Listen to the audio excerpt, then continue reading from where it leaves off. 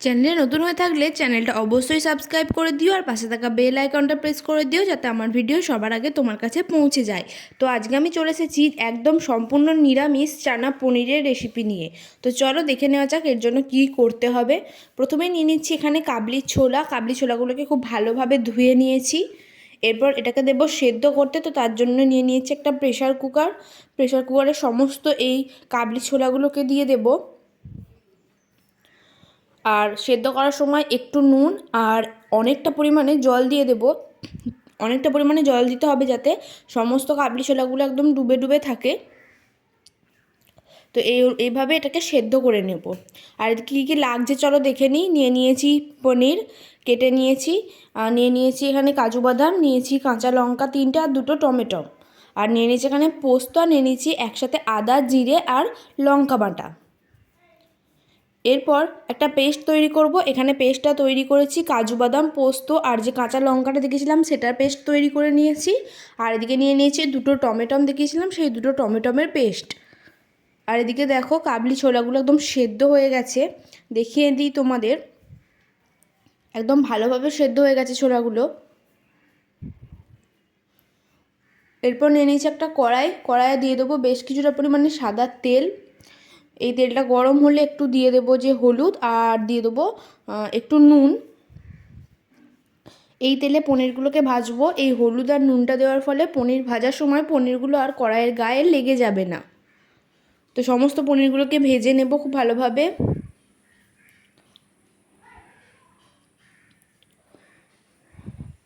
এই যে দেখো পনিরগুলো ভাজা হয়ে গেছে লাল লাল করে। এরপর এটাকে তুলে নেব। পনিরগুলো খুব বেশি ভাজা যাবে না, পনিরটা খুব বেশি ভাজলে পনিরের স্বাদটা চলে যায়। এইভাবে এটাকে তুলে নেব।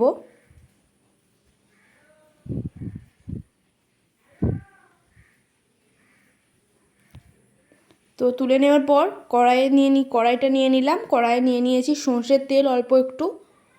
এই সর্ষের তেলটা গরম হলে ফোড়ন হিসেবে দেব শুকনো লঙ্কা, দারচিনি, তেজপাতা আর 2টো এলাচ ফাটিয়ে। এরপরে সমস্ত উপকরণগুলোকে একটু ভেজে নেব যতক্ষণ না এটা থেকে একটা সুন্দর গন্ধ আসে এলাচের। একটা সুন্দর গন্ধ এলে দিয়ে দেবো যে পেস্টটা ছিল আদা জিরে আর লঙ্কার, সেই পেস্টটার ওপর একটু হলুদ ছড়িয়ে এটা দিয়ে দেব। এরপর এটাকে একটু ভেজে নেব। ঠিক ভাজাটা যখন এরকম লাল লাল হয়ে আসবে তখনই দিয়ে দেবো টমেটোমের পেস্টটা। 2টো টমেটো আমি পেস্ট করেছিলাম সেই পেস্টটা দিয়ে দিলাম। এরপর এটাকে ভালোভাবে কষিয়ে নিতে হবে, বেশ কিছুক্ষণ ধরে এটাকে কষাতে হবে। এরপর যখনই তেলটা ছেড়ে আসবে তখন যে কাজু বাদাম পোস্ত আর কাঁচা লঙ্কার পেস্টটা করেছিলাম সেই পেস্টটা দিয়ে দেব। আর ওই বাটিটাতে যে মশলাটা ছিল সেই তার জন্য ধুয়ে বাটিটাকে সেই জলটাও দিয়ে দেব।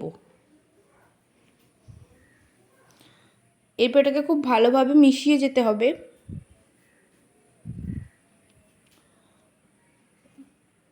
এরপর দিয়ে দেবো একটু নুন। খেয়াল রাখতে হবে ওদিকে কাবলি ছোলা সেদ্ধর সময় একটু নুন দিয়েছিলাম, তাই এখানে নুনের পরিমাণটা অল্পই রাখতে হবে। তারপর দিয়ে দিলাম 1-2 চামচ মতো চিনি, আর একটু নাড়িয়ে চাড়িয়ে নিয়ে এরপর দিয়ে দিচ্ছি কাবলি ছোলাগুলো, সেদ্ধ করে রাখা কাবলি ছোলা। এরপরে ছোলাগুলোর সাথে মশলাটাকে খুব ভালোভাবে মিশিয়ে নিতে হবে।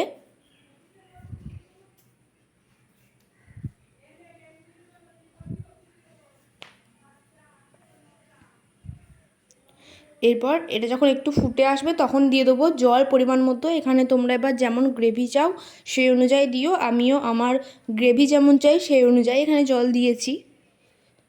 এরপর জল দিয়ে একটু ভালোভাবে মিশিয়ে নিতে হবে।